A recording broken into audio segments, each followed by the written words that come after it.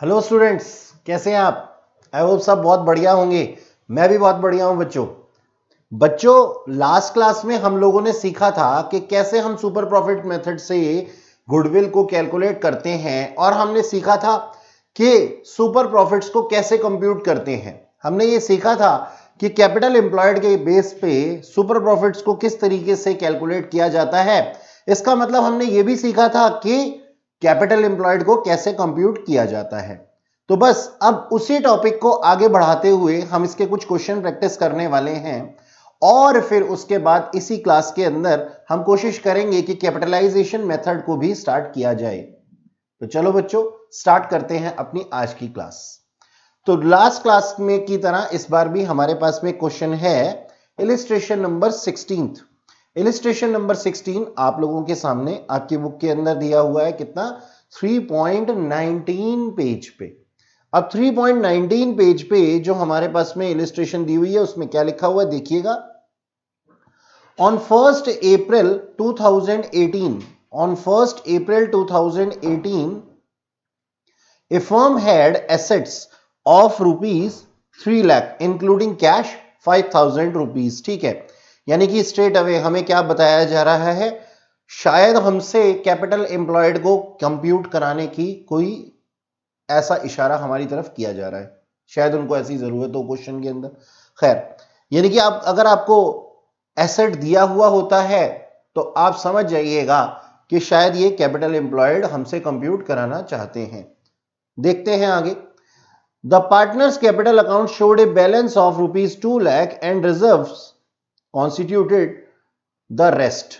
यानी कि 2 लाख रुपीज का 2 लाख रुपीज का हमारे पास में कैपिटल था, और रिजर्व कितने का था? रिमेनिंग का हमारे पास में रिजर्व था। यानी कि हमारे को एक छोटी सी बैलेंस शीट इसके लिए बनानी पड़ेगी। बैलेंस शीट बनाना बच्चों कोई मुश्किल काम नहीं है, टी फॉर्म में फटाफट से हम बना सकते हैं। खैर, आगे देखते हैं। If normal rate of return is 10% and the goodwill of the firm valued at 2 lakh rupees for at 4-year purchase of super profit, find out average profits of the firm। यानी कि यहां पे तो क्वेश्चन में हमें गिवन है सारी चीजें, और हमें पूछा गया है हमसे पूछा गया है एवरेज प्रॉफिट। तो चलिए करते हैं बच्चों इस क्वेश्चन को। देखिएगा, सबसे पहले हम ऊपर लिखते हैं क्या, इलिस्ट्रेशन नंबर, इसको मैं जूम आउट कर देता हूं।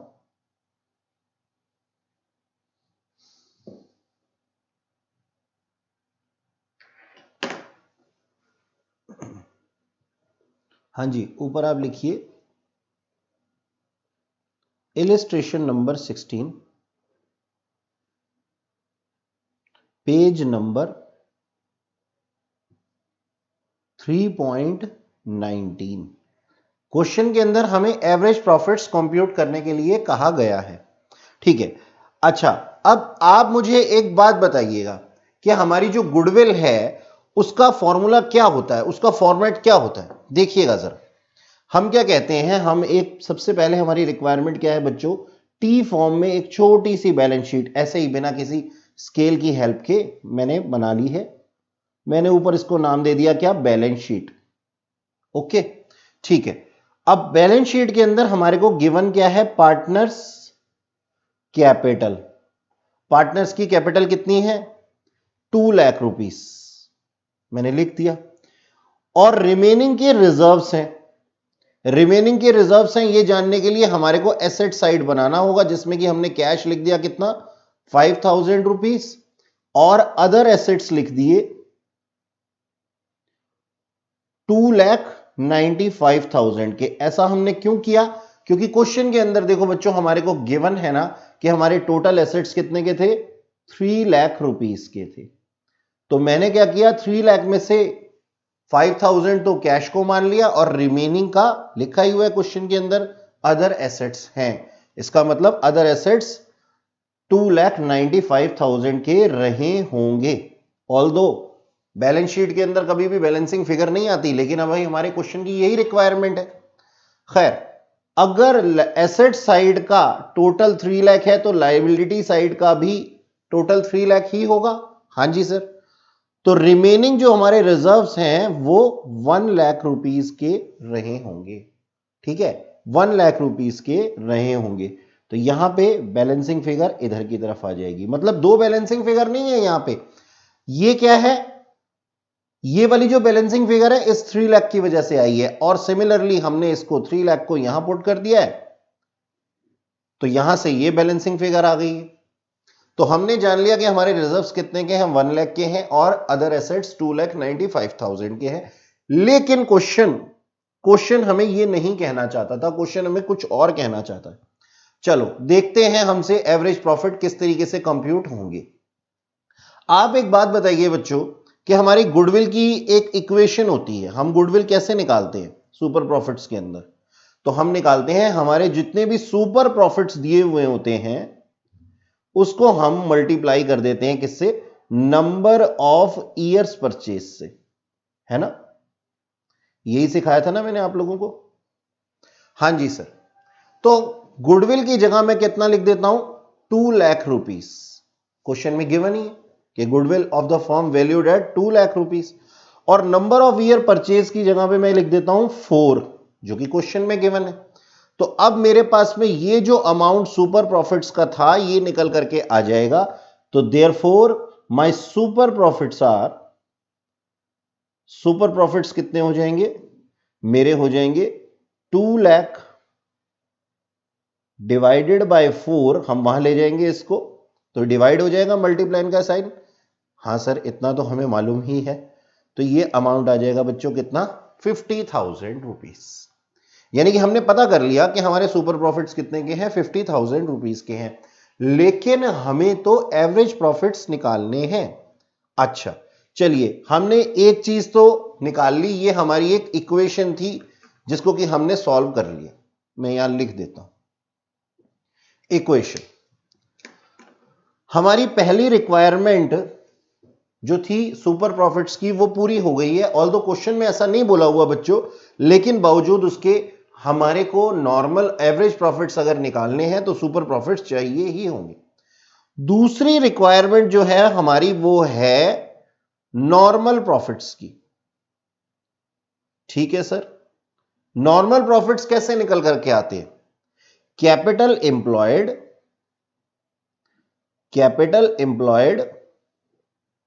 Multiplied by normal rate of return, है ना? यही दिया हुआ होता है ना, इसी तरीके से निकालते हैं हम लोग।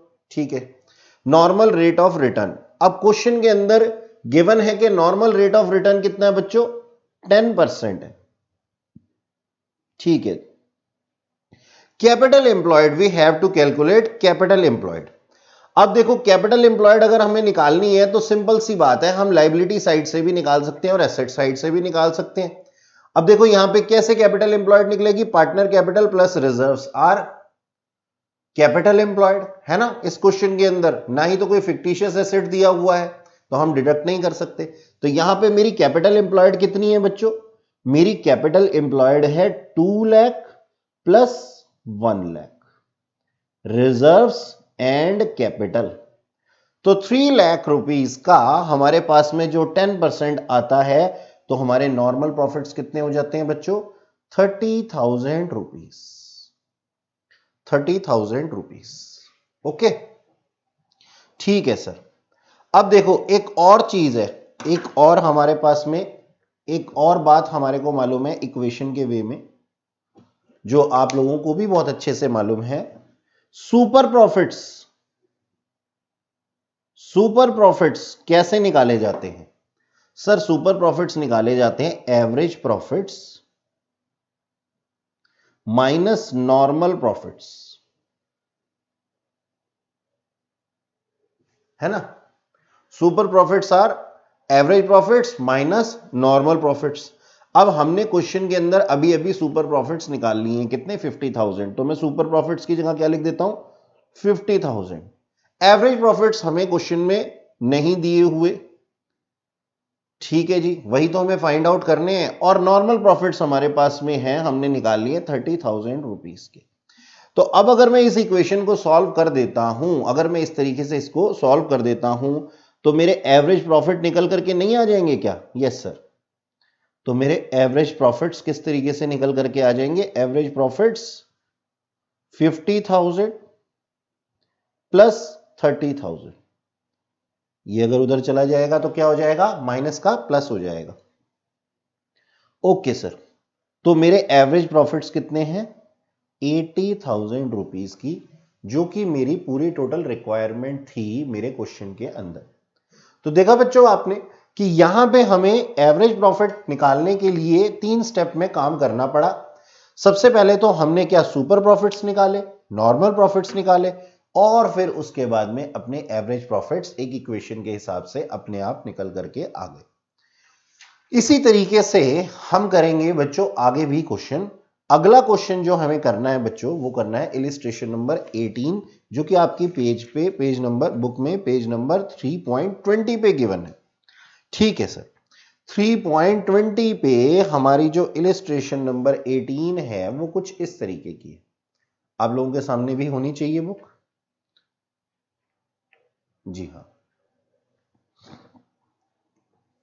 तो ये इलिस्ट्रेशन नंबर 18। देखिएगा क्वेश्चन क्या कह रहा है हमसे।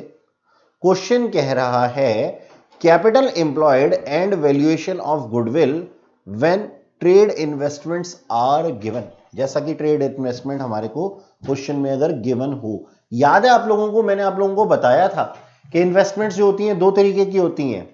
बताइए, याद दिलाइए मेरे को, मैं तो भूल चुका हूं, अब आपकी परीक्षा की घड़ी है, बताइए मेरे को। इन्वेस्टमेंट्स 2 तरीके की होती है, उनका क्या ट्रीटमेंट होता है बच्चों। ऐसा होता है, एक बार आपको दोबारा से याद करा दूं मैं कि इन्वेस्टमेंट्स हमारी 2 तरीके की होती हैं, एक ट्रेड इन्वेस्टमेंट, एक नॉन ट्रेड इन्वेस्टमेंट। तो नॉन ट्रेड इन्वेस्टमेंट्स के ऊपर जितना भी इंटरेस्ट अमाउंट गिवन होता है, कोई इनकम अगर गिवन होती है, तो हम उसको जैसे नॉर्मल प्रॉफिट्स निकालते समय अपनी गुडविल का पार्ट नहीं बनाते, ठीक इसी तरीके से कैपिटल एम्प्लॉयड निकालते समय हम नॉन ट्रेड इन्वेस्टमेंट्स को भी अपने एसेट्स का पार्ट नहीं बनाते।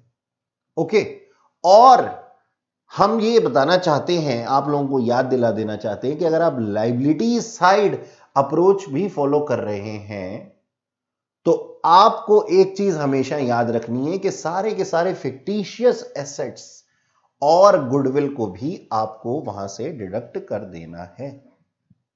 खैर चलिए, तो हमारे पास में दिया हुआ है question number illustration number 18। Illustration number 18 कुछ इस तरीके की है। Balance sheet of grand sales as on 31st March 2019 was as follows. ठीक है, कैपिटल दी हुई है कंचन और करीना की, ये 2 पार्टनर्स थी, और क्रेडिटर्स दिए हुए हैं, बिल्स पेबल दिया हुआ है, बैंक ओवरड्राफ्ट दिया हुआ है। आप लोगों को अगर मैं कैपिटल एम्प्लॉयड निकालने की कहता हूं तो आप लायबिलिटी साइड में से कौन कौन सी चीजें उठाने वाले हैं। अगर हमें नेट एसेट मेथड के हिसाब से इसे कंप्यूट करना है, तो यानी कि एसेट साइड के हिसाब से करना है, तो सर हमारे को आउटसाइडर लायबिलिटी चाहिए होती है, और आउटसाइडर लायबिलिटीज में क्रेडिटर्स आएंगे, बिल्स पेबल और ओवरड्राफ्ट आएंगे। ठीक है, बिल्कुल सही। अच्छा, इसके बाद में हमें एसेट साइड पे ध्यान देना है। एसेट साइड पे दिया हुआ है ₹1 लाख फर्नीचर के लिए, कंप्यूटर के लिए 3 लाख, इन्वेस्टमेंट जो ट्रेड हैं। अब आप तय कीजिए कि ट्रेड इन्वेस्टमेंट्स कैपिटल एम्प्लॉयड निकालते समय हमारी एसेट्स का पार्ट बनेंगी या नहीं बनेगी। सर बिल्कुल बनेंगी, क्योंकि ये ट्रेड इन्वेस्टमेंट्स हैं, नॉन ट्रेड इन्वेस्टमेंट्स होती तो नहीं बनती। आगे चलते हैं, स्टॉक दिया हुआ है, डेटर दिया हुआ है, बिल रिसीवेबल और कैश इन हैंड दिया हुआ है, यानी कि सर हमारे पास 10 लाख रुपए के जितने भी हमारे टोटल एसेट्स दिए हुए हैं उनमें से हमें कुछ भी कम नहीं करना है, ये 10 लाख का 10 लाख पूरा लेना है। ओके, आगे बढ़ते हैं क्वेश्चन को। क्वेश्चन में लिखा हुआ है average profits of the firm for the year was 1,75,000। Average profit तो क्वेश्चन के अंदर ही गिवन है। ठीक है, calculate the value of goodwill of the firm by super profit method at 2 year purchase of super profits if normal rate of return is 20%। If normal rate of return is 20%। ठीक, तो हम क्या करेंगे बच्चों, सबसे पहले तो अपना कैपिटल एम्प्लॉयड हम कंप्यूट करने वाले हैं। पेज पलटते हैं और कैमरा को भी हम क्या कर देंगे, थोड़ा सा जूम आउट कर देंगे।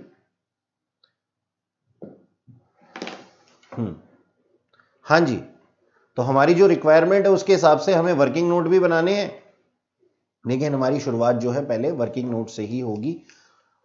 शुरुआत तो सर हमारी क्वेश्चन के अंदर हेडिंग लिखने से होगी, इस तरीके से कि हम लिखेंगे सबसे पहले कि ये कौन सा क्वेश्चन नंबर है और पेज नंबर कौन सा है। तो ये है बच्चों इलिस्ट्रेशन नंबर 18, पेज नंबर 3.20 पे। हाँ जी सर। अब हम बताते हैं सबसे पहले step 1। Step first, computation of capital employed.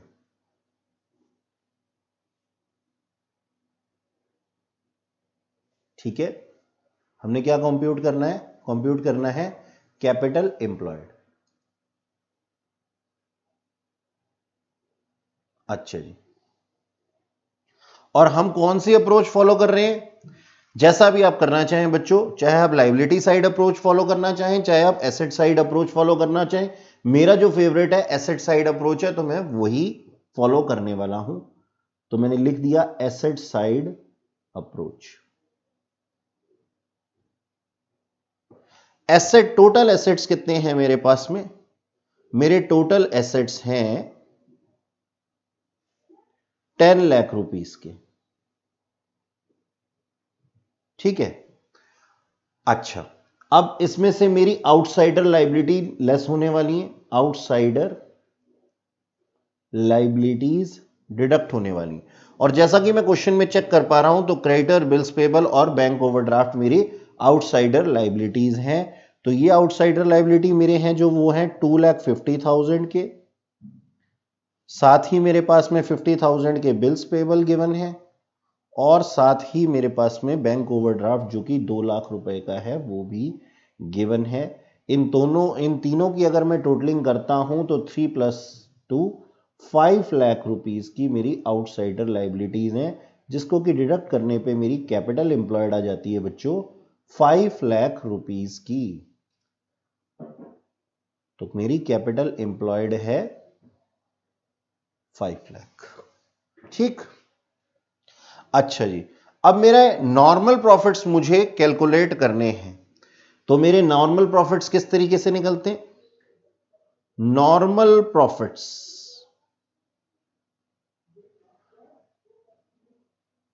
हां जी, मेरी नॉर्मल रेट ऑफ रिटर्न कितनी थी? मेरी नॉर्मल रेट ऑफ रिटर्न जो थी वो थी 10%। यानी कि अगर मैं अपने बिजनेस के अंदर 5 लाख रुपीस इन्वेस्ट करता हूं तो मुझे कम से कम 10% रेट ऑफ रिटर्न से कितना अमाउंट मिल जाएगा? 50,000 तो मुझे मिलेगा ही मिलेगा। यानी कि मेरे नॉर्मल प्रॉफिट्स कितने हैं? 50,000 रुपीस के। 50,000 रुपए तो मुझे हर हाल में मिलेंगे ही मिलेंगे। अब क्वेश्चन के अंदर बच्चों देखो गिवन है मेरे ख्याल में 1,75,000 हमारे पास में क्या? अच्छा, मैंने यहां पे 10% कर दिया, शायद बुक के अंदर क्वेश्चन में गिवन जो है वो 20% रेट ऑफ रिटर्न है। हां जी बच्चों, 20% बना लीजिए इसको आप भी अपनी कॉपी में, ये 20% है। तो इस हिसाब से हमारे पास में जो अमाउंट आ जाएगा डबल हो जाएगा। ठीक है ना? तो ये कितना हो जाएगा? 1 लाख रुपीस हो जाएगा। ठीक है, तो मेरे माइंड में चल रहा था कि ये 10% है, लेकिन बच्चों ये तो 20% है, तो 1 लाख। कोई बात नहीं, ऐसी छोटी मोटी गलतियां तो बड़े बड़े शहरों में होती ही रहती हैं। चलिए, अब हमें क्या निकालना है बच्चों? अब हमें निकालना है क्या? Super profit. तो जो हमारा सुपर प्रॉफिट है वो आएगा किस तरीके से? हम एवरेज प्रॉफिट्स में से माइनस कर देंगे क्या? Normal profits. और ऐसा आप लोगों को याद दिला दूं कि हम करते क्यों हैं। ऐसा हम इस वजह से करते हैं क्योंकि क्वेश्चन में यह बोल रहा है कि हमने एवरेज बेसिस पे कितना कमाया। तो हमने एवरेज प्रॉफिट पे एवरेज बेसिस पे कमाया 1,75,000, और बाकी दूसरे लोग जो हैं, एक बिजनेस जब स्टार्ट होता है तो नॉर्मल प्रॉफिट्स उसके कितने होते हैं सर? 1 लाख रुपीस होते हैं। तो हमने कितना फालतू कमा लिया? जो हमने फालतू कमा लिया वही तो हमारे एवरेज प्रॉफिट्स हैं, वही तो हमारे सुपर प्रॉफिट्स हैं। ठीक है, तो ये हमारे सुपर प्रॉफिट्स क्या है? सुपर प्रॉफिट्स वो हैं जितना हमने कमाया और जितना हम एक्चुअली कमा सकते थे उनके बीच का डिफरेंस। यदि हमने ज्यादा कमाया है तो वो हमारे सुपर प्रॉफिट्स हैं। ओके सर, तो ये कितना हो गया हमारे पास में? 75,000 रुपीज। अब ना मैं बार बार सुपर प्रॉफिट बोलता रहता हूं ना अपनी क्लासेस के अंदर, तो ना मेरे से एक बच्चा कल क्लास के अंदर एक बात पूछ रहा था, ये बात मैं आप लोगों से भी शेयर करना चाहता हूं। कहता सर एक बात बताइए कि हो सकता है कि किसी साल में हमें कुछ लॉसेस हो जाएं या फिर ये जो सुपर प्रॉफिट्स की जगह सुपर लॉसेस हो जाएं, तब क्या करेंगे हम? तो मैंने उसको बहुत प्यार से समझाया, और मैं ये बात अपनी वीडियो क्लास के अंदर क्यों आप लोगों को बता रहा हूं, इस वजह से बता रहा हूं बच्चों, क्योंकि जो उस बच्चे की क्वेरी है वो शायद आपके मन में भी कहीं ना कहीं आ सकती है कभी ना कभी। ठीक है, क्योंकि आप सब लोग हैं तो बच्चे ही। खैर, तो बच्चों होता क्या है, क्यों हम इसको सुपर लॉसेस नहीं लिखते हैं? वो ये कह रहा था कि ये हो सकता है सर, जैसे हमने नॉर्मल प्रॉफिट्स कमाए ऐसे हम नॉर्मल लॉसेस कमाते या फिर सुपर लॉसेस कमाते या फिर हमारे एवरेज लॉसेस होते। अब आप एक बात बताइए मुझे सोच करके कि अगर आप गुडविल की वैल्यूएशन कर रहे हैं तो आप प्रॉफिट्स के बेस पे करेंगे या लॉसेस के बेस पे करेंगे? मतलब मैं ये बात बताना चाहता हूं बच्चों आप लोगों को कि किसी भी बिजनेस को जब परचेज किया जाता है तो वो वैल्यूएशन की जाती है उसके प्रॉफिट्स के बेस पे, कि अगर मैं आप लोगों का बिजनेस ज्वाइन कर लूं या फिर मैं आपकी इंडस्ट्री को ज्वाइन कर लूं तो कम से कम मुझे प्रॉफिट्स तो इतने मिलेंगे ही मिलेंगे। यानी कि ये जो है ना हमारी पॉजिटिव साइड को दिखाता है। जो वैल्यूएशन ऑफ गुडविल चैप्टर है ना, ये हमारी पॉजिटिव फिगर को दिखाता है। यानी कि होता क्या है कि हम कोई भी नया बिजनेस सेटअप कर रहे होते हैं तो हम ये सोचते जरूर हैं कि इसमें अगर लॉसेस हुए तो कितने हुए, प्रॉफिट्स हुए तो कितने हुए, लेकिन सबसे पहला जो फैक्टर होता है हमारे पास, हम क्या देखते हैं किसी भी बिजनेस को बाय करने के लिए, यानी कि किसी भी बिजनेस को ज्वाइन करने के लिए, चलते हुए बिजनेस को, या फिर वैसा ही एक नया बिजनेस अपना परचेज करने के लिए, सबसे पहले जो हमारे दिमाग में आती है वो बात आती है कमाई की, ना ही गंवाने की, ना कि गंवाने की। तो बच्चों हमारे पास में ये जो वैल्यूएशन ऑफ गुडविल है प्रॉफिट्स के बेस पे इस वजह से है क्योंकि हमें किसी को पेमेंट करनी है उसके गुडविल के अमाउंट की। ओके, अच्छा जी। अब क्वेश्चन की अगली रिक्वायरमेंट क्या है? वैल्यूएशन ऑफ गुडविल की, यानी कि हमें वैल्यू करना पड़ेगा कि हमारा गुडविल कितना है। तो वैल्यू ऑफ गुडविल बहुत ही सिंपल है सर, बहुत ही सिंपल है। सुपर प्रॉफिट्स अभी हमारे सामने है, कितने हैं? 75,000, और हमारे नंबर ऑफ ईयर्स परचेज दिए हुए हैं 2, तो उसको मैं मल्टीप्लाई करके 1,50,000 is the value of goodwill. Okay, I hope this question is clear to all of you. Yes sir. अच्छा जी, अब हम करने वाले हैं बच्चों अपना अगला question, question number 29, page number 3.3 page पे, 3.3 नहीं 3.33 पेज पे। पीछे थोड़ी जा सकते हैं हम लोग, आगे ही बढ़ना हमारा काम है। तो अब हम करेंगे एक अनसॉल्व्ड क्वेश्चन, क्वेश्चन नंबर 29। ये देखो बच्चों, ये रहा आप लोगों के पास, मैं इसको थोड़ा सा जूम इन कर देता हूं। हाँ जी, पेज नंबर 3.33 पेज पे, 3.33 पेज पे क्वेश्चन नंबर 29 आपकी बुक का क्वेश्चन। देखो बच्चों क्या लिखा हुआ है, Varuna and Karuna are partner for equal shares. ठीक है सर, और they admit Lata into partnership firm for 1/4 share. It was agreed to value the goodwill of the firm at 4-year purchase of super profits. ठीक है, normal rate of return is 15% of capital employed. Average profit of the firm is 4 lakh rupees. Balance sheet of the firm as at 31st March 2019 was as follows. तो अभी तक जो हमने पढ़ा उसके अंदर हमें क्या पता लगा कि जो लता है वो 1/4 शेयर के लिए एडमिट की गई है 4 year, number of 4 year purchase के ऊपर, और जो नॉर्मल प्रॉफिट्स थे, जो नॉर्मल रेट ऑफ रिटर्न थी वो क्या थी? 15%, यानी कि जितना भी हमने कैपिटल एम्प्लॉयड किया होगा उसका 15% हमारे नॉर्मल प्रॉफिट्स हैं बच्चों। ठीक है। और एवरेज प्रॉफिट क्वेश्चन के अंदर गिवन है कि हमने एक्चुअली कमाए कितने थे, उन सब का एवरेज है 4 लाख रुपीस और बैलेंस शीट कुछ इस तरीके से गिवन है। तो देखिएगा 29th क्वेश्चन हमारे पास में है और बैलेंस शीट ये रही। अब आप मेरे को एक बात बताइए कि कौन कौन सी चीजें आप इसके अंदर लेने वाले हैं। तो एक पेंसिल लेते हैं और स्टार्ट करते हैं अपने क्वेश्चन को। चमन जी, मैंने लास्ट टाइम यहाँ पे पेंसिल रखी थी और मेरे बच्चे वेट कर रहे हैं। जी मिल गई मुझे, धन्यवाद। चमन जी हमारे कैमरा पर्सन हैं और मैं अपनी सारी रिक्वायरमेंट कभी कभी इनसे ही पूरी कर लेता हूं। अच्छा जी, खैर देखिएगा। देखो बच्चों, हमें फर्नीचर गिवन है। जी हाँ सर, फर्नीचर हम लेंगे, कंप्यूटर्स हम लेंगे, इलेक्ट्रिकल फिटिंग्स लेंगे। इन्वेस्टमेंट, अब बताइए क्या लिखा है। देखिए लिखा है ना, इन्वेस्टमेंट ट्रेड इन्वेस्टमेंट है। ट्रेड इन्वेस्टमेंट का मतलब ये हमारे पास में ट्रेडिंग पर्पस के लिए यूज होती है, तो हम इसको भी ले लेंगे। स्टॉक, जी हाँ हम लेंगे। डेटर्स लेंगे, बिल रिसीवेबल लेंगे, कैश इन हैंड बैंक, ये सब लेंगे। लेकिन जहां बात आती है डेफर्ड रेवेन्यू एक्सपेंडिचर की, एडवर्टीजमेंट एक्सपेंडिचर, नहीं सर नहीं। ये जो डेफर्ड रेवेन्यू एक्सपेंडिचर यानी कि एडवर्टीजमेंट का अमाउंट है ना, ये हम नहीं लेने वाले हैं। क्यों नहीं लेने वाले हैं हम? क्योंकि ये हमें कमा के थोड़ी दे रहा है। याद है मैंने आप लोगों को बताया था कि परफॉर्मिंग एसेट्स को ही हम लेते हैं, यानी कि जो एसेट्स हमें कमा करके दे रहे हैं। बच्चों जीवन की भी यही सच्चाई है, जीवन की सच्चाई भी यही है कि अगर आप परफॉर्मिंग एसेट बने ना तो सोसाइटी आपको खूब प्यार देगी। अगर आप नॉन परफॉर्मिंग एसेट बने तो सोसाइटी में आपको प्यार थोड़ा कम ही मिलेगा। जी सर। अच्छा चलिए, फिलॉसफी की क्लास फिर कभी करेंगे। आइए अब अपने क्वेश्चन को आगे करते हैं। क्वेश्चन में लिखा हुआ है क्या, कैपिटल्स दी हुई हैं, लॉन्ग टर्म लोन्स दिए हुए हैं, लेकिन हम तो एसेट साइड अप्रोच से चल रहे हैं। एसेट साइड अप्रोच से चलते हुए हमारे को क्या चाहिए, हमारे को कैपिटल बिल्कुल नहीं चाहिए, हमारे को लॉन्ग टर्म लोन्स चाहिए। जी हाँ, क्योंकि ये आउटसाइडर लाइबिलिटी है।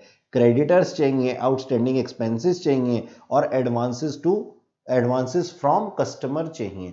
तो एसेट साइड अप्रोच से इस तरीके से हमारी कैपिटल एम्प्लॉयड निकलने वाली है। ठीक, ओके। तो 9,15,000 हमारे पास में जो है वो अमाउंट गिवन है। चलिए क्वेश्चन करते हैं बच्चों।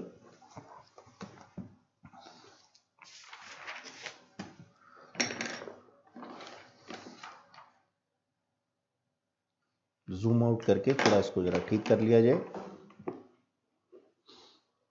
हाँ जी,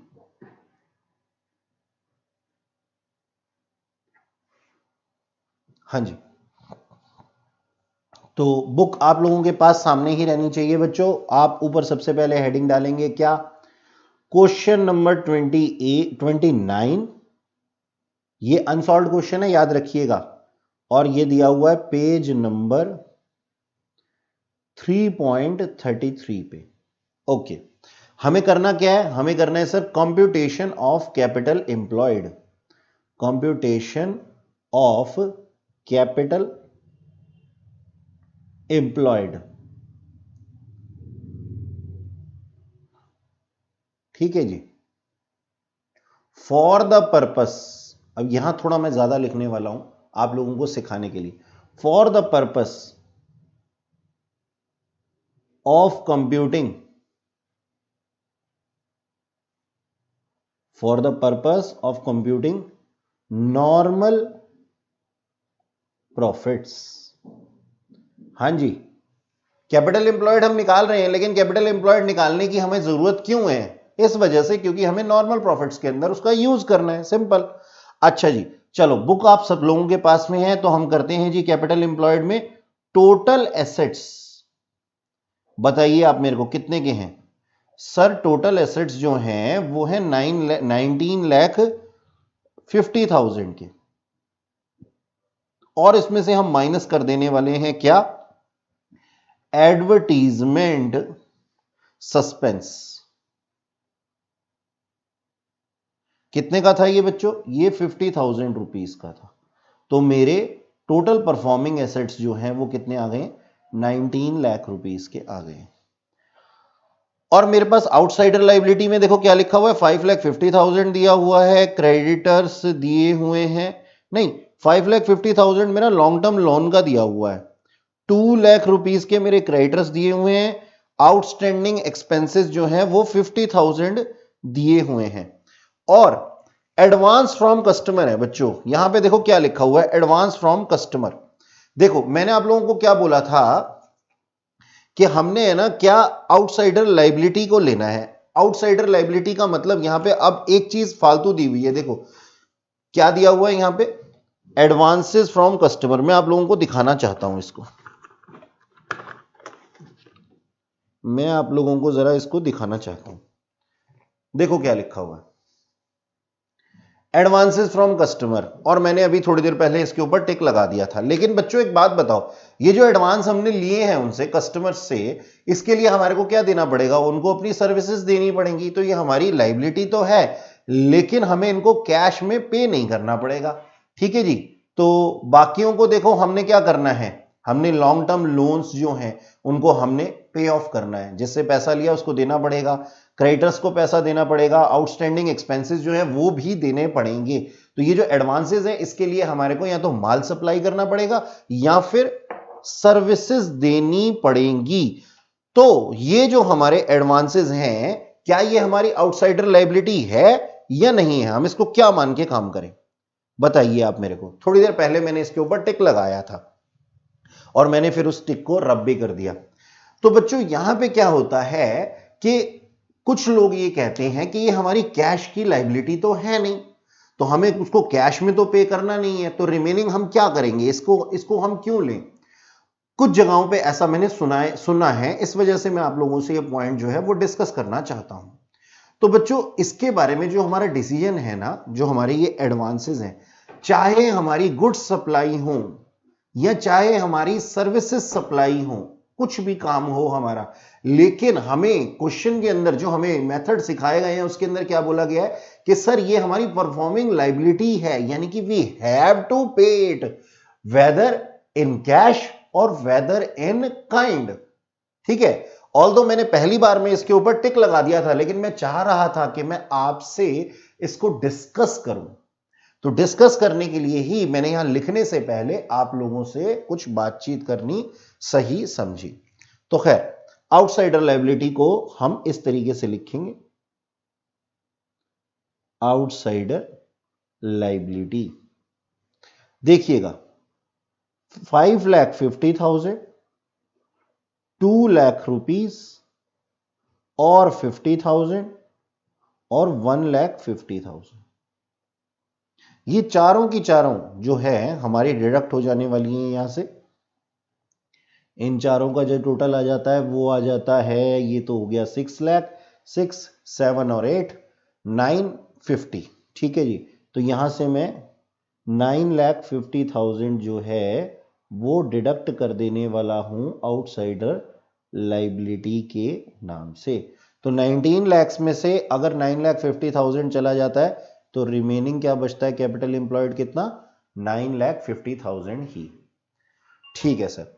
अब मुझे क्या बनाना है, अब मेरे को करना है नॉर्मल प्रॉफिट्स, मेरे को निकालने हैं नॉर्मल प्रॉफिट्स, ठीक।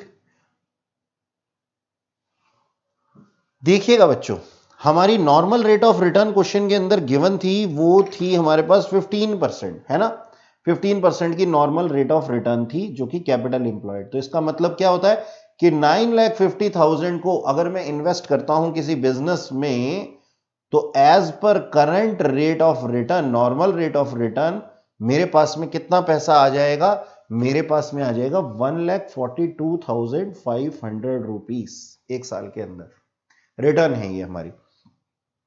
और क्वेश्चन के अंदर क्या गिवन है, average profits, average profits question के अंदर गिवन है कितने के, 4 लाख रुपीस के, ठीक। मैं इसको यहां पे लिख देता हूं आप लोगों की सहूलियत के लिए कि ये क्या थे, गिवन थे। अच्छा जी, तो मेरे पास सुपर प्रॉफिट्स कैसे आते हैं, मेरे सुपर प्रॉफिट्स आ जाएंगे अगर मैं एवरेज प्रॉफिट्स में से, यानी कि एवरेज प्रॉफिट्स वो हैं जो मैंने कमा लिए हैं, अगर मैं एवरेज प्रॉफिट्स में से माइनस कर देता हूं क्या, नॉर्मल प्रॉफिट्स, इसका मतलब क्या हुआ कि मैंने कमाए एवरेज प्रॉफिट्स 4 लाख रुपए, और बाकी लोग जो कह रहे थे मुझे, वो कह रहे थे कि आप एक साल के दौरान 1,42,500 कमा पाएंगे। तो मेरे सुपर प्रॉफिट्स यानी कि मैंने एक्स्ट्रा प्रॉफिट्स कितने कमा लिए हैं, वो कमा लिए हैं मैंने 2,57,500 के, मेरी पार्टनरशिप फर्म ने।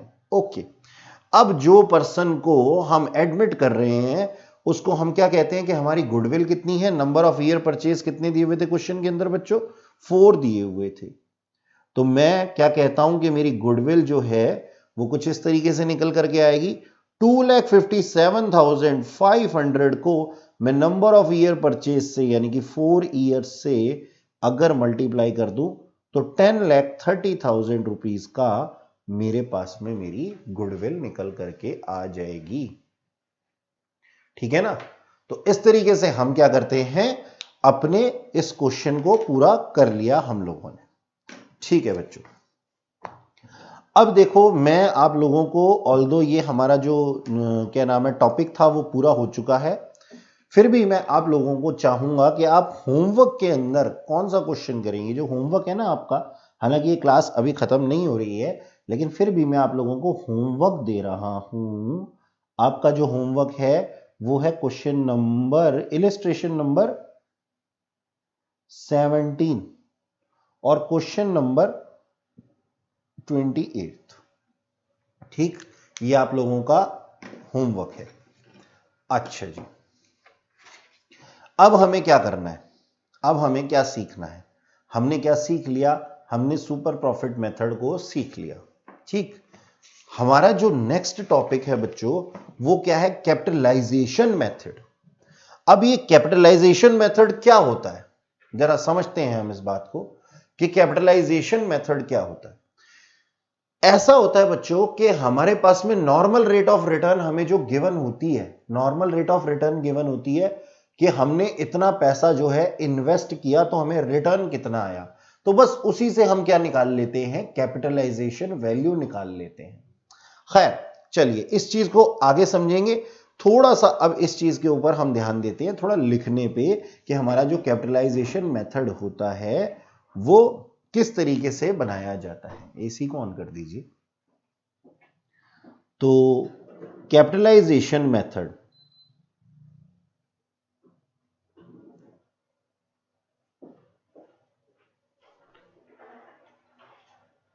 देखो बच्चों, कैपिटलाइजेशन मेथड के अंदर हम गुडविल को जो कंप्यूट करते हैं ना, 2 तरीके से करते हैं।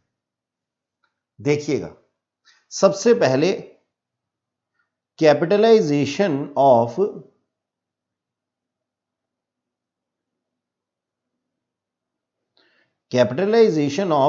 सुपर प्रॉफिट्स, यानी कि हमने जो सुपर प्रॉफिट्स निकाले थे ना उसी का हमने कैपिटलाइजेशन कर देना है। अभी समझाता हूं आप लोगों को कि कैपिटलाइजेशन हम करते कैसे हैं, उतावले मत होइए आप लोग, देखिएगा। और दूसरा जो है वो है हमारे पास में capitalization of average profits, average profits. ठीक, तो ये दोनों काम किस तरीके से किए जाते हैं ये हमने समझना है। देखो बच्चों, मैं आप लोगों को समझाता हूं। हमारे सबसे पहले तो ये बताइए सुपर प्रॉफिट्स क्या होते हैं। अभी अभी हमने एक टॉपिक खत्म किया है सुपर प्रॉफिट्स। तो सर हमारे जो सुपर प्रॉफिट्स होते हैं ना वो होते हैं average profits minus normal profits. यानी कि मैं तो एक सुपर पर्सन था, एक सुपर बिजनेसमैन था और मैंने इतने प्रॉफिट्स कमाए जबकि बाकी लोग इतने ही कमा सकते थे, तो रिमेनिंग क्या है, मेरे सुपर प्रॉफिट्स हैं। इसका मतलब ये है कि हमने जितने भी सुपर प्रॉफिट्स कमाए हैं ना, उसका हमें क्या करना है, कैपिटलाइजेशन करना है। अब कैपिटलाइजेशन करने का मतलब क्या होता है? सपोज आप ये कहते हैं कि आपके पास में 10 रुपीज हैं, आपके पास कितने हैं, ₹10, ठीक है, और ये जो असल अमाउंट है ना उसका ये 10% है, कि जो ₹10 है ना ये टोटल अमाउंट नहीं है, ये उस अमाउंट का कितना है, 10% है। अच्छा सर, तो इसका मतलब ये हुआ कि ₹10 अगर किसी अमाउंट का 10% है तो उसका 100% यानी कि एक्चुअल अमाउंट कितना होगा, ये जानने की हम कोशिश करते हैं ना। तो हम किस तरीके से करते हैं, हम क्या करते हैं, ₹10 को हम क्या करेंगे, ₹10 को मल्टीप्लाई कर देंगे 100 से और डिवाइड कर देंगे 10 से, कि if ₹10 is 10% then what would be 100%। तो ये है बच्चों किसी भी वैल्यू को कैपिटलाइज करना, यानी कि उसकी एक्चुअल वैल्यू निकालना, कि अगर मैं कोई पैसा इन्वेस्ट करता हूं तो उसके ऊपर जो मुझे रिटर्न आती है उसको हम क्या बोलते हैं, नॉर्मल रेट ऑफ रिटर्न। और नॉर्मल रेट ऑफ रिटर्न से हम किसी भी वैल्यू को कैलकुलेट कर सकते हैं। तो यानी कि ये दोनों एक दूसरे के क्या होते हैं, ये एक दूसरे को पूरा करने वाले होते हैं, ठीक है। तो ये कितना आ जाएगा हमारे पास में, ये अमाउंट आ जाएगा, देखो अब 0 से 0 आप काट देते हैं, ठीक है ना। तो ये 10 मल्टीप्लाइड बाय 10 100 ₹100। इसका मतलब क्या हुआ, इसका मतलब ये हुआ कि हमारे पास में 100 रुपए एक्चुअली हैं, जो कि एक कैपिटलाइज वैल्यू है। तो इससे हमें पता क्या लगा, इससे हमें पता ये लगा कि how to find out capitalize value. Sir हम क्या करेंगे, अमाउंट को मल्टीप्लाई कर देंगे 100 से और डिवाइड कर देंगे किससे, रेट से। ठीक, इस तरीके से हम किसी भी चीज का कैपिटलाइजेशन करते हैं, और ये बहुत ही सिंपल है। ये तो हमने सर बहुत पहले ही छोटी क्लासेस में सीख लिया था, ठीक है। अच्छा जी, अब हम ना इसी काम को आगे बढ़ाते हैं कि हमने ये तो पता लगा लिया कि कैपिटलाइजेशन कैसे करते हैं, लेकिन अब इसको गुडविल निकालने के लिए कैसे कैलकुलेट करेंगे, कैसे इसका यूटिलाइजेशन करेंगे, इस चीज का हमें सीखना जरूरी है। चलो बच्चों, इस बात को सीखने के लिए ना हम क्या करते हैं, एक एग्जाम्पल ले लेते हैं। ठीक, तो एग्जाम्पल मैं ले लेता हूं, आप भी मेरे साथ साथ इस एग्जाम्पल को लिखिएगा। मान लीजिए बच्चों कि मेरे जो एवरेज प्रॉफिट्स हैं, मेरे जो एवरेज प्रॉफिट्स हैं वो कितने हैं, 24,000 रुपए हैं। ठीक, यानी कि जितने मैंने कमा लिए वो कितने थे, 24,000। ओके, ठीक है। और मेरी जो कैपिटल एम्प्लॉयड थी, कैपिटल एम्प्लॉयड, वैसे तो आप लोगों को कैपिटल एम्प्लॉयड निकालना आता ही है, लेकिन ये कैपिटल एम्प्लॉयड का मतलब क्या है, इन्वेस्टमेंट इन बिजनेस, है ना। ये क्या है, मेरी इन्वेस्टमेंट है बिजनेस के अंदर, मैंने इतना इन्वेस्ट किया है। तो मैंने मान लिया कि मैंने कितना इन्वेस्ट किया है, 1,50,000 मैंने इन्वेस्ट किया है। और लोग मुझे बता रहे थे कि मेरी नॉर्मल रेट ऑफ रिटर्न जो है, ये इंडस्ट्री ने मुझे बताया, जैसा कि मैंने स्टील इंडस्ट्री को ज्वाइन किया, तो स्टील इंडस्ट्री ने मुझे बताया कि आप कुछ भी कमाएं लेकिन आप 12% से कम नहीं कमाएंगे। तो मेरा नॉर्मल रेट ऑफ रिटर्न जो मैंने सोचा था वो कितना आएगा, 12% आएगा। ठीक, ये बात सही है। अब मुझे कैलकुलेट करनी है क्या, गुडविल, मुझे फाइंड आउट करनी है गुडविल। ठीक, ये मैंने क्वेश्चन मार्क लगा लिया। क्या आप लोगों को कोई क्वेश्चन में दिक्कत है? नहीं सर, क्वेश्चन एकदम बिल्कुल क्लियर है हम लोगों को। अब आप एक बात बताइए, मैंने आप लोगों को इसको सिखाना है कि किस तरीके से हम गुडविल को निकालते हैं इस मेथड के अंदर। तो सबसे पहले मेरे पास में एवरेज प्रॉफिट्स हैं। हाँ जी सर, मेरे पास में एवरेज प्रॉफिट्स गिवन थे, जो कि मेरे कितने थे, 24,000 थे। और मेरे नॉर्मल प्रॉफिट्स कितने हैं बताइएगा जरा। तो बच्चों मेरे जो नॉर्मल प्रॉफिट्स थे सर, जैसा कि आपने अभी बताया है कि 1,50,000 आपने कैपिटल इन्वेस्ट की और लोगों ने आपको बताया कि नॉर्मल रेट ऑफ रिटर्न 12% है, तो इसका मतलब आप कुछ भी करें कम से कम आपको 18,000 तो मिलेंगे ही मिलेंगे। इसका मतलब बच्चों हमारे सुपर प्रॉफिट्स कितने हैं इस एग्जांपल के अंदर? तो सर हमारे जो सुपर प्रॉफिट्स हैं वो हैं 24,000, यानी कि average profits minus normal profits, यानी कि जितने मैंने कमा लिए और जितने मुझे कमाने चाहिए थे, उन दोनों का जो डिफरेंस है एक्स्ट्रा में, वही मेरे सुपर प्रॉफिट्स हैं। ठीक है, अब कैपिटलाइजेशन करना है मुझे, कैपिटलाइजेशन ऑफ सुपर प्रॉफिट्स। अब ये मेरे सुपर प्रॉफिट्स गिवन है ना, how to find out the capitalize value of super profits. आओ जी जरा देखते हैं, समझते हैं इस चीज को। तो मैं यहां क्या लिखता हूं, कैपिटलाइजेशन ऑफ सुपर प्रॉफिट्स। ठीक, किस तरीके से मैं करूंगा कैपिटलाइजेशन सुपर प्रॉफिट्स का? तो मैंने आपको क्या कहा था कि आप सुपर प्रॉफिट यानी कि अमाउंट को मल्टीप्लाई कर दीजिएगा, ठीक है जी, किससे? हमने कैपिटलाइजेशन करना था ना किसी अमाउंट का, तो हम क्या कर रहे थे, 100 अपॉन में रेट। ठीक, तो हमने क्या कर दिया इसको 100 अपॉन में रेट, अभी सिखाया था मैंने आप लोगों को। तो मेरा अमाउंट कितना था बच्चों, वो था 6,000 रुपीस। इसको मैं मल्टीप्लाई कर देता हूं किससे, 100 से, और मेरा रेट कितना था 12, है ना। तो अगर मैं इसको देखिएगा, मेरे पास अमाउंट कितना आता है, मैंने किया क्या 6,000 मल्टीप्लाइड में 100, 6,000 मल्टीप्लाइड में 100 डिवाइडेड बाय 12, तो मेरा अमाउंट जो है वो कितना आ गया है, 50,000 रुपीस आ गया है। ठीक, यही मेरी गुडविल है, यही क्या है, मेरी गुडविल है। सर हमने इसके अंदर नंबर ऑफ ईयर परचेज का कोई यूटिलाइजेशन क्यों नहीं किया, हम नंबर ऑफ ईयर परचेज पे क्यों नहीं कर रहे थे इसको? अब इसी चीज को हमें समझना है। पहले तो ये सारा का सारा एग्जांपल जो है आपकी स्क्रीन के ऊपर गिवन है।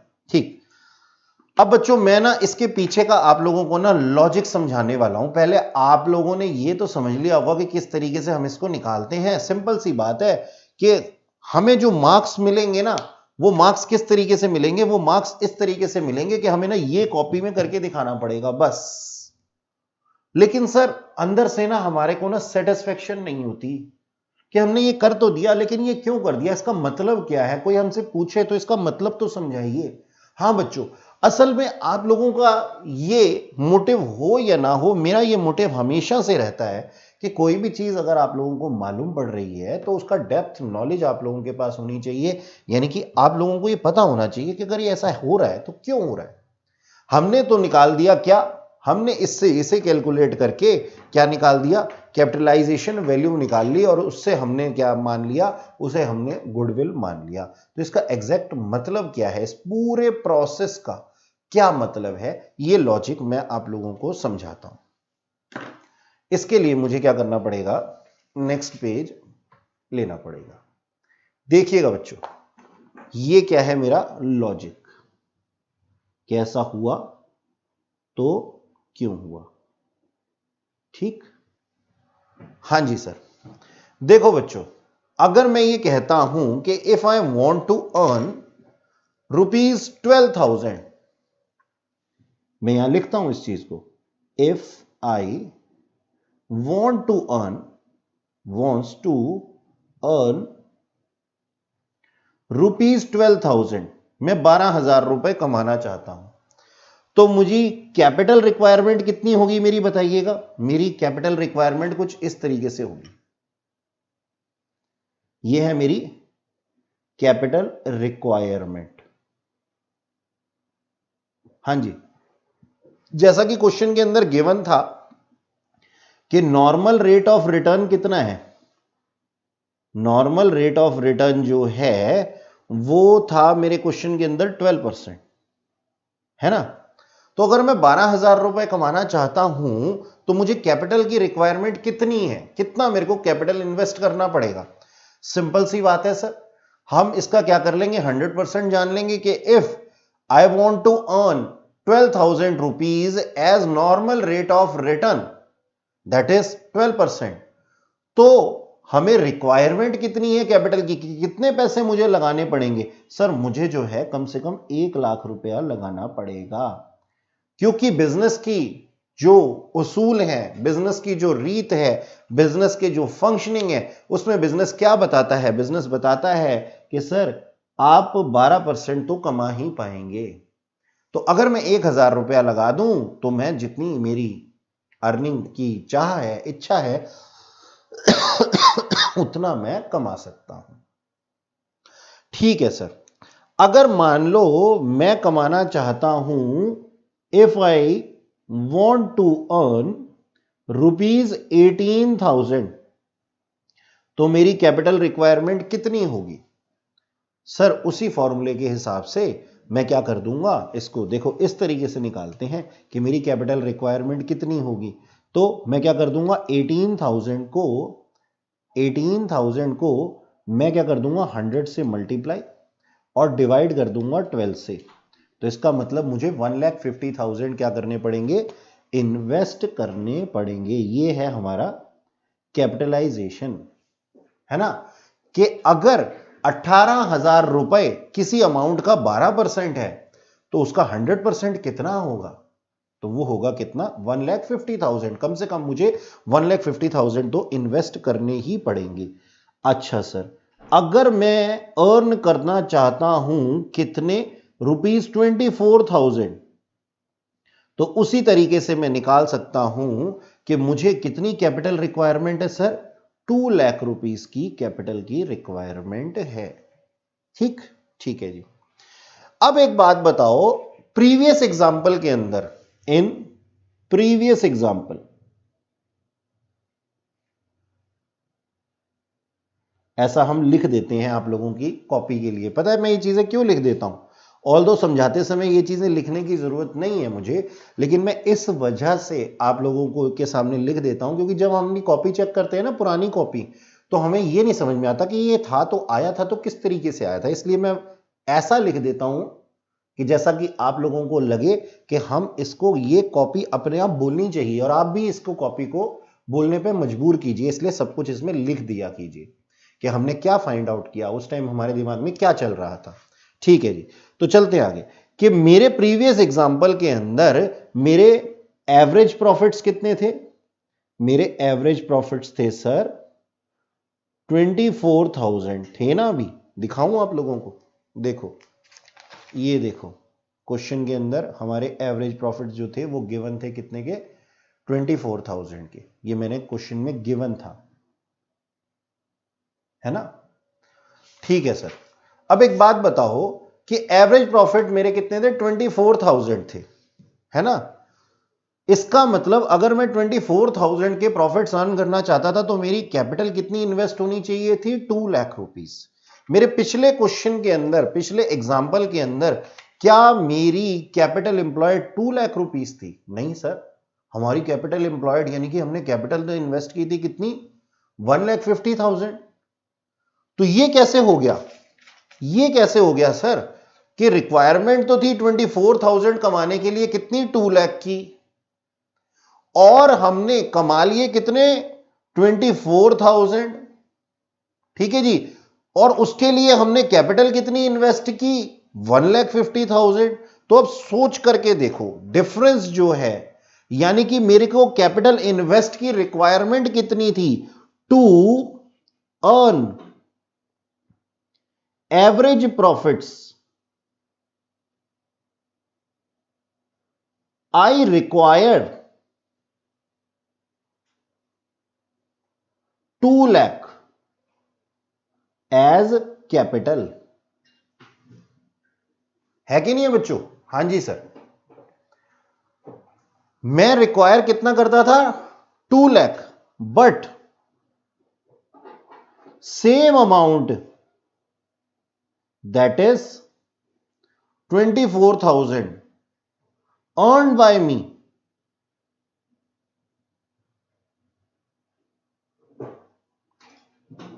with capital of 1,50,000, है ना, 1,50,000 रुपए के लिए। तो दोनों का जो डिफरेंस है, जो दोनों का डिफरेंस है 2 लाख रुपीस माइनस 1,50,000, ये मैंने कैसे कमा लिए होंगे? यानी कि एक सोचने वाली बात है, हमने ना क्या किया, हमारे पास में कुछ ऐसा हो रहा था, कोई गुडविल का अमाउंट छोड़ो, कोई हिडन पावर थी हमारे पास में कि हमें इन्वेस्टमेंट तो करनी चाहिए थी कितने की, 2 लाख की, लेकिन हमने सेम प्रॉफिट अर्न कर लिए 1,50,000 से ही। तो इसका मतलब कोई ऐसी हिडन पावर थी कि नहीं थी, जो 50,000 की हिडन शक्ति थी, कुछ हिडन पावर थी। तो इस हिडन पावर का जो नाम है ना, ये जो डिफरेंस का नाम है, ये क्या है सर? ये डिफरेंस ही हमारी गुडविल है। ये डिफरेंस जो है 50,000 रुपीस का, यही हमारी गुडविल है। देखो यही था ना पिछले बारे में, गुडविल कितनी निकल करके आई थी? 50,000 निकल करके आई थी। तो ऐसा हम इसलिए करते हैं, ये जानने के लिए कि बाकी लोगों को इसका मतलब क्या हुआ? इसका मतलब यह हुआ बच्चों कि बाकी लोगों को इतने प्रॉफिट्स कमाने के लिए 2 लाख रुपए लगते थे, लेकिन मैंने उतने ही प्रॉफिट 1.5 लाख की कैपिटल इन्वेस्ट करने के साथ में अर्न कर लिए। तो इसका मतलब मेरे अंदर कुछ खासियत है ना, तो वही मेरी गुडविल है। तो बच्चों आज की क्लास के अंदर मैं इतना ही आप लोगों को पढ़ाऊंगा, क्योंकि इससे ज्यादा पढ़ाऊंगा तो आप लोगों को समझ नहीं आएगा। तो बच्चों that's all for today, have a nice day.